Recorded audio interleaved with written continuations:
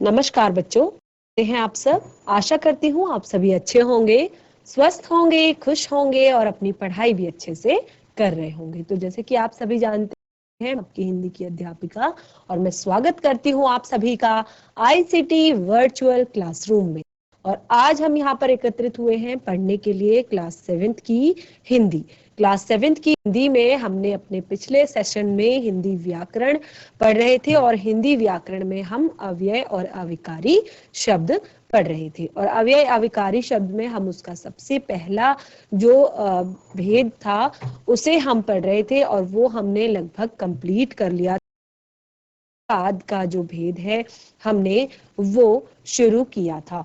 तो आप सभी को याद पिछले सेशन में क्या पढ़ा है। आप अपनी व्याकरण की कॉपी पेन पेंसिल निकाल कर बैठेंगे और बिल्कुल वहीं से कंटिन्यू करेंगे जहां पर हमने पिछले सेशन में चीजें छोड़ी थी। और मैं हर बार आपको होमवर्क देती हूँ कि जो भी हम क्लास में पढ़ते हैं आप उसे घर में एक बार जरूर रिवाइज करें। तो आप लोगों ने अव्यय शब्दों के बारे में घर में पढ़ा होगा, उसे रिवाइज किया होगा और आज का जो हमारा सेशन है इसे भी आप ध्यान पूर्वक देखेंगे। तो शुरू करते हैं आज का सेशन, चलते हैं स्मार्ट बोर्ड की तरफ। तो हम पढ़ रहे थे अव्यय शब्दों के भेदों के बारे में। अव्यय शब्दों के भेद में हमने जो पहला भेद था क्रिया विशेषण, उसे पढ़ना शुरू किया था और उसमें भी मैंने आपको बताया था कि क्रिया विशेषण के भी 4 भेद होते हैं। सबसे पहले रीतिवाचक क्रिया विशेषण, नंबर 2 कालवाचक क्रिया विशेषण, स्थानवाचक क्रिया विशेषण और परिमाणवाचक क्रिया विशेषण। तो यहाँ पर हमने अपने पिछले सेशन में रीतिवाचक क्रिया विशेषण के बारे में पढ़ा था। तो रीति यानी कि तरीका, कार्य करने का तरीका। जिन क्रिया विशेषण शब्दों से क्रिया के होने की विधि या तरीके का पता चले उसे रीतिवाचक क्रिया विशेषण कहते हैं। जैसे कछुआ धीरे धीरे चल रहा है, कृषि के लिए वन लगातार काटे जा रहे हैं, गाड़ी तेज चल रही है, मामा जी अचानक आ गए। तो इस तरह के हमने एग्जाम्पल्स के साथ रीतिवाचक क्रिया विशेषणों को पढ़ा था। और रीतिवाचक क्रिया विशेषण के बाद कालवाचक क्रिया विशेषण जो हमारा शेष रह गया था उसे हम पढ़ेंगे। काल का अर्थ मैंने आप लोग को बताया होता है समय। काल का क्या अर्थ होता है? समय। तो यहाँ पर हमें क्रिया के समय के बारे में बताया जाएगा कि क्रिया का समय क्या था, कि जो शब्द हमें बताएगा कि क्रिया किस समय पर हुई है उसे हम कालवाचक क्रिया विशेषण कहते हैं। और बिल्कुल ध्यान रखिए कि हम ये क्रिया विशेषणों में अव्यय शब्दों को पढ़ रहे हैं। तो जब भी आप क्रिया विशेषण शब्द जो आपका होगा तो वो हमेशा क्या होगा? एक अव्यय शब्द होगा। एक जो क्रिया विशेषण होगा वो हमेशा ही अव्यय शब्द होगा। तो पहले इसकी परिभाषा हम लिख लेते हैं कालवाचक की। कालवाचक यानी कि जो शब्द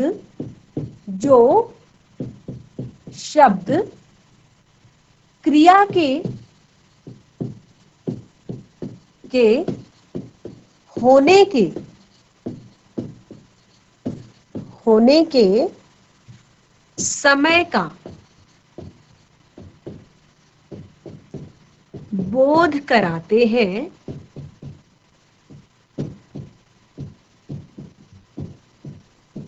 समय का बोध कराते हैं, उसे कालवाचक क्रिया विशेषण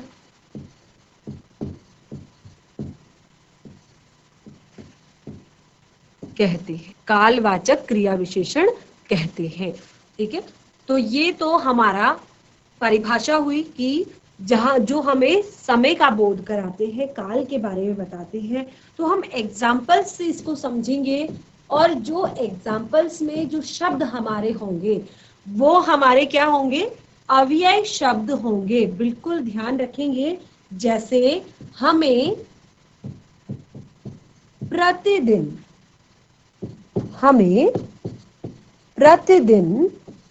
व्यायाम करना चाहिए।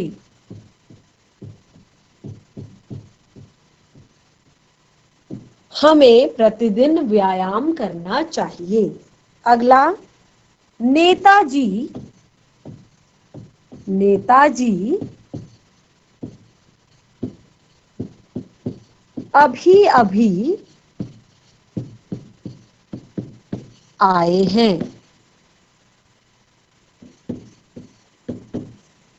एक और एग्जाम्पल लेंगे। मैं आगरा परसों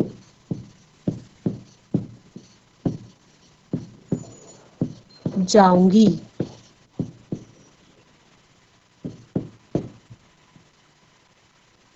अगला, हम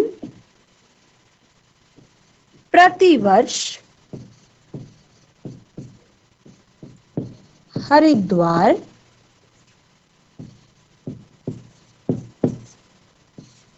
जाते हैं। देखिए, यहाँ पे आपको समय के बारे में बताया जा रहा है। पहला, हमें प्रतिदिन व्यायाम करना चाहिए। अगला, नेताजी अभी अभी आए हैं। उसके बाद, मैं आगरा परसों जाऊंगी। हम प्रतिदिन हरिद्वार जाते हैं, सॉरी, प्रतिवर्ष हरिद्वार जाते हैं। तो आप चारों जो यहाँ पर आपको वाक्य दिए गए हैं, बताए गए हैं, इन वाक्यों में आप देख रहे हैं प्रतिदिन, यानी कि रोज के बारे में बताया गया है कि हमें प्रतिदिन व्यायाम करना चाहिए, रोज हमें व्यायाम करना चाहिए। तो व्यायाम करने का समय बताया है कि हमें रोज व्यायाम। नेताजी अभी अभी आए हैं, तो नेताजी अभी अभी आए हैं यानी के बारे में बताया गया है कि नेताजी अभी अभी आए हैं। आगरा परसों जाऊंगी, तो यहाँ पे समय बताया गया प्रति वर्ष हरिद्वार जाते हैं। वो चारों वाक्यों में ऐसे के बारे में बता रहे हैं। लेकिन एक चीज और आप देखिए कि हम यहाँ पर क्रिया विशेषण जो शब्द हैं उनके द्वारा हम अव्यय शब्दों को पढ़ रहे हैं, अव्यय शब्दों के बारे में पढ़ रहे हैं। तो आप देखेंगे कि चारों शब्द जो है वो क्या है, अव्यय शब्द हैं। जैसे प्रतिदिन, अभी अभी, परसों, और अव्यय शब्द हैं। अव्यय शब्द क्या होते हैं? अव्यय शब्द वे शब्द होते हैं जिन शब्द में लिंग, वचन, काल, पुरुष आदि के कारण कोई भी परिवर्तन उत्पन्न नहीं होता है। वे अव्यय या अविकारी शब्द कहलाते हैं। ठीक है, पढ़ा। देखिए, क्रिया विशेषण अव्यय शब्दों का पहला भेद है और इसमें भी चार यहाँ पर जो भेद हैं, क्रिया विशेषण जो इसके आपको अव्यय के मैंने 5 भेद बताए थे, क्रिया आदिबोधक और क्रिया विशेषण के भी वाचक यानी कि क्रिया के होने का तरीका अभी हमने पढ़ा, काल यानी कि क्रिया के होने का समय, और अब हम पढ़ेंगे नंबर 3 स्थान वाचक। तो ये आपको समझ में आ गया होगा सभी को। सभी बच्चों को मेरी आवाज आ रही है? एक बार हैंड रेज कीजिए। सभी को मेरी आवाज आ रही है? हैंड रेज कीजिए एक बार। आप लोगों को मेरी आवाज आ रही है? हैंड रेज कीजिए। चलिए आगे बढ़ेंगे। नंबर 3 हमारा है स्थान वाचक क्रिया विशेषण। नंबर 3 में हम पढ़ेंगे स्थान वाचक क्रिया। तो स्थान वाचक, बिल्कुल स्थान के बारे में बताया जा रहा है यहाँ पर। और क्या है? क्रिया वो विशेषण शब्द है, साथ में क्रिया की विशेषता को बता रहा है और है, यानी कि ये एक अव्यय शब्द भी है। तो सबसे पहले तो स्थान को बता रहा है, दूसरा क्रिया विशेषण है, यानी कि जो क्रिया हो रही है उस क्रिया की विशेषता को बता रहा है, और नंबर 3 भी है। तो 3 चीजें आपको एक बारी में याद रखनी है। तो यहाँ पर जब हम क्रिया विशेषणों के बारे में पढ़ेंगे तो यहाँ पर स्थान के बारे में जहां पर हमें बताया जाएगा कि क्रिया विशेषण यह बताए कि क्रिया कहाँ पर हो रही है, वो क्रिया कहाँ पर हो रही है, अर्थात क्रिया के होने के स्थान की ओर संकेत करता है, उसे हम स्थानवाचक क्रिया विशेषण कहते हैं। तो इसको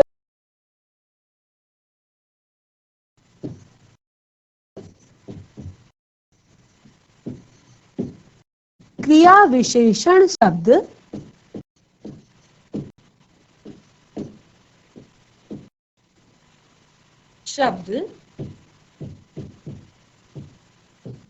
क्रिया के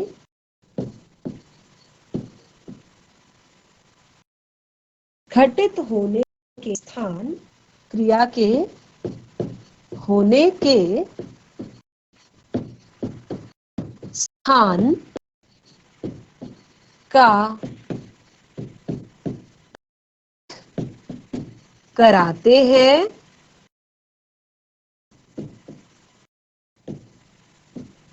बोध कराते हैं, उसे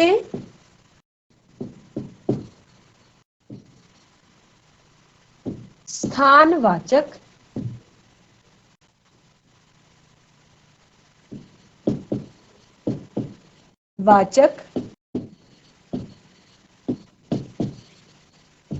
क्रिया विशेषण कहते हैं, उसे स्थानवाचक क्रिया विशेषण कहते हैं। तो स्थानवाचक क्रिया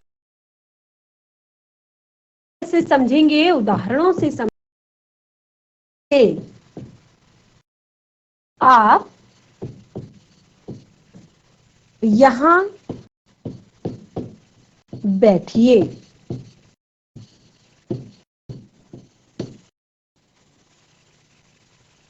पर चलो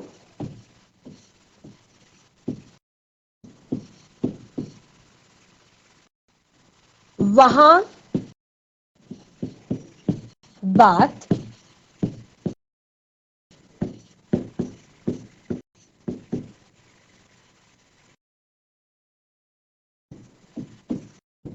और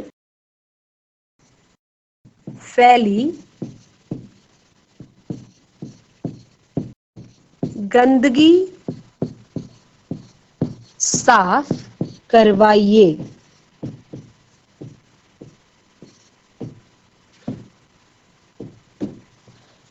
तो यहाँ पर 3 एग्जाम्पल हमने लिए। आप यहां बैठिए, ऊपर चलो वहां बात करेंगे, चारों ओर फैली गंदगी साफ करवाइए। तो यहाँ पर जैसे मैंने आपको बताया कि स्थानवाचक क्रिया विशेषण है और हमें क्रिया के होने के स्थान का बोध करा रहे हैं।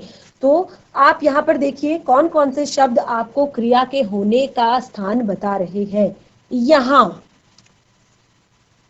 ऊपर, या वहां भी हम कह सकते हैं, चारों ओर।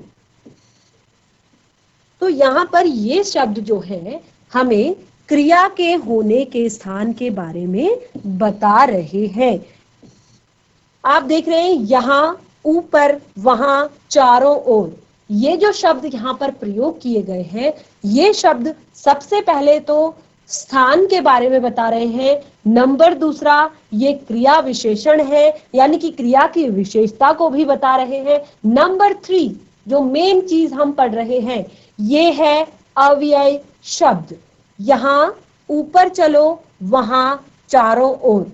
और अव्यय शब्दों को बार बार रिपीट यहाँ पर मैं आपके लिए कर रही हूँ कि जो किसी भी लिंग, वचन, काल, कारक के आधार पर परिवर्तित नहीं होते हैं। यानी कि अगर आप यहाँ पर समय बदल दीजिए, लिंग बदल दीजिए, कारक बदल दीजिए, इन शब्दों पर कोई भी प्रभाव नहीं पड़ेगा। यानी कि आप इसको भूतकाल, भविष्यकाल, वर्तमान काल में सेम तरीके से यूज कर सकते हैं, प्रयोग कर सकते हैं। आप सभी स्त्रीलिंग, पुल्लिंग में इसको बिल्कुल एज इट इज ऐसे के ऐसे ही आप प्रयोग कर सकते हैं। और वचन, एक वचन हो चाहे बहुवचन हो, सबके लिए आप इसको सेम ही तरीके से प्रयोग कर सकते हैं। तो इसीलिए हम अव्यय शब्दों को पढ़ रहे हैं और अव्यय शब्दों के भेद पढ़ रहे हैं। और अव्यय शब्दों का पहला भेद है क्रिया विशेषण, और उसका भी हम उपभेद पढ़ रहे हैं स्थानवाचक क्रिया विशेषण। तो स्थानवाचक क्रिया विशेषण वे शब्द जो क्रिया के होने के स्थान का बोध कराते हैं, उन्हें स्थानवाचक क्रिया विशेषण कहते हैं। और इस तरह कुछ एग्जाम्पल्स मैंने आपको यहाँ पर बताए। आप यहाँ बैठिए, ऊपर चलो, वहां बात करेंगे, चारों ओर फैली गंदगी साफ करो।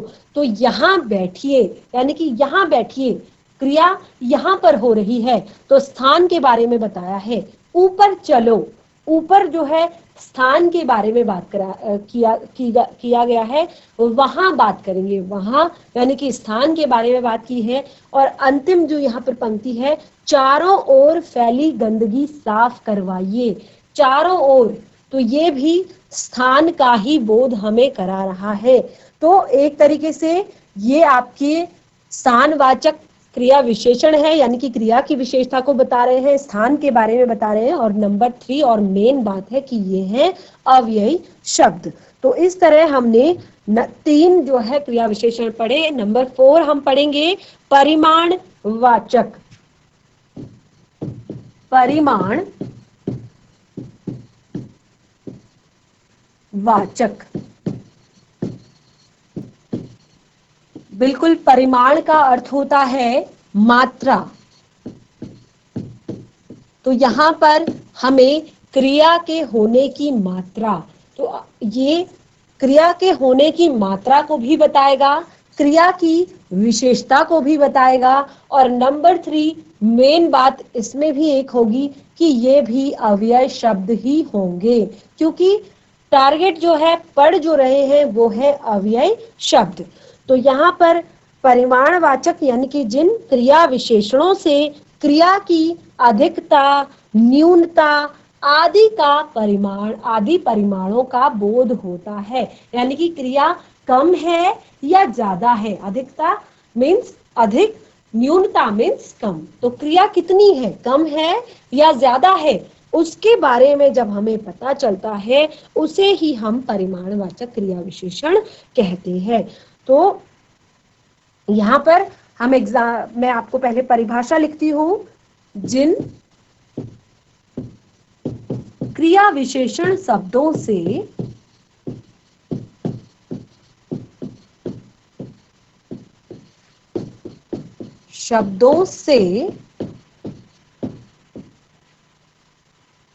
क्रिया की अधिकता,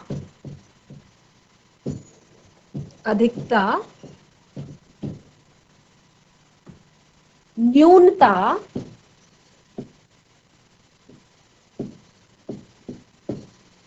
आदि परिमाण का, परिमाण मीन्स मात्रा, आदि परिमाण का बोध होता है।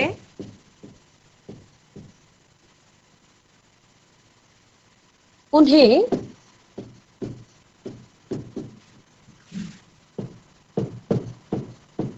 परिमाण वाचक क्रिया विशेषण कहते हैं। ठीक है, उन्हें परिमाणवाचक क्रिया विशेषण कहते हैं। तो यहाँ पर हमने परिमाणवाचक क्रिया विशेषणों को जाना, कि जिन क्रिया विशेषण शब्दों से क्रिया की अधिकता, न्यूनता आदि का परिमाण आदि परिमाण का बोध होता है, यानी कि क्रिया कम है या ज्यादा है इसके बारे में हमें पता चलता है, उसे हम परिमाणवाचक कहते हैं। जैसे एग्जाम्पल से समझेंगे।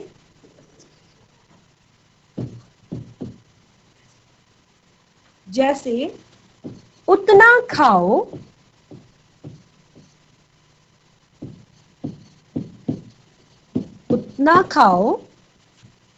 जितना आवश्यक हो।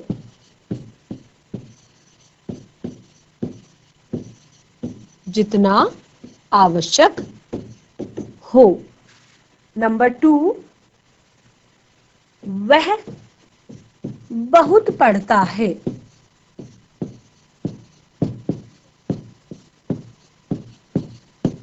नंबर 3, प्रसाद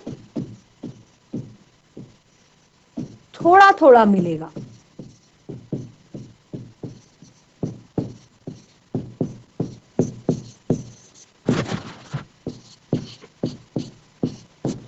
तो यहां पर हमने 3 उदाहरण लिखे हैं, 3 एग्जाम्पल लिखे हैं। उतना खाओ जितना आवश्यक हो, वह बहुत पढ़ता है, प्रसाद थोड़ा थोड़ा मिलेगा। तो जैसे कि मैंने आपको बताया, ये हमें क्या बता रहा है, ये क्रिया की अधिकता, न्यूनता आदि के परिमाण का बोध हमें करा रहा है, यानी कि क्रिया कितनी मात्रा में है उसका हमें बोध करा रहा है। तो यहाँ पर उतना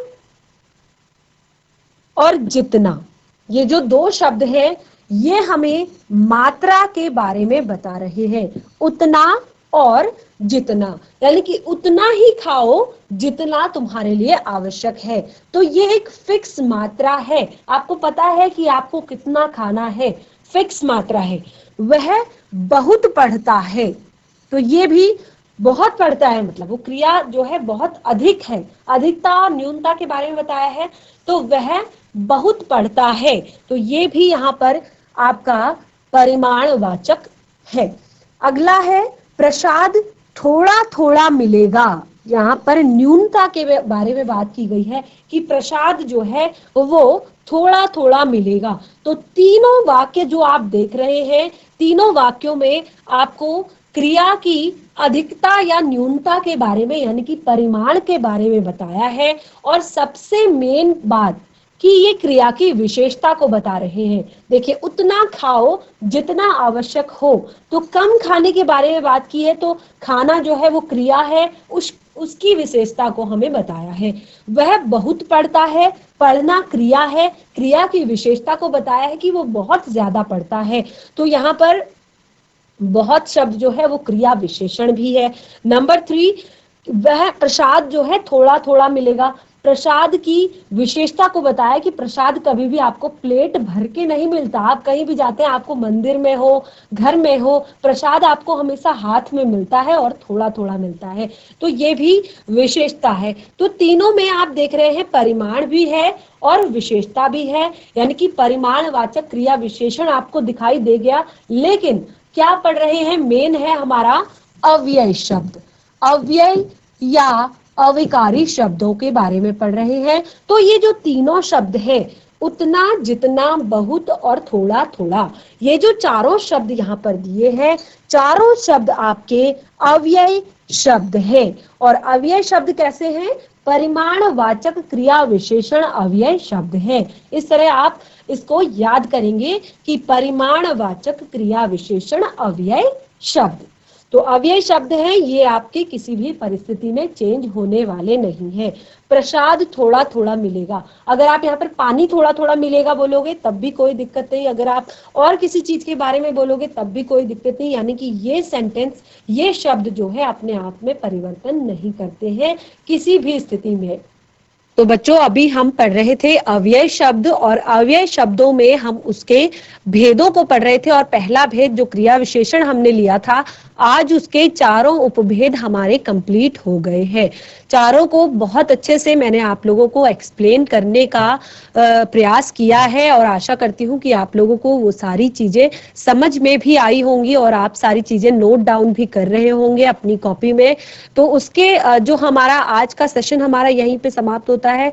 हमारा जो नेक्स्ट सेशन होगा, उस सेशन में हम अव्यय शब्दों का ही जो हमारा अगला भेद होगा उसे हम पढ़ेंगे, और सारे भेद मैंने आपको आपकी कॉपी में लिखवाए हैं। तो आप एक बार घर में अपना पिछला जो चैप्टर है, पिछला जो सेशन है, उसमें जो भी हमने पढ़ा उसे रिवाइज कीजिए, और एग्जाम्पल्स जो हमने यहाँ पर लिए हैं उसमें आप अपनी तरफ से भी कुछ एग्जाम्पल्स लिख सकते हैं और अव्यय शब्द छांटने का प्रयास कर सकते हैं। तो आज के सेशन में फिलहाल इतना ही। हम मिलेंगे नए सेशन में, तब तक के लिए धन्यवाद। आपका दिन शुभ हो।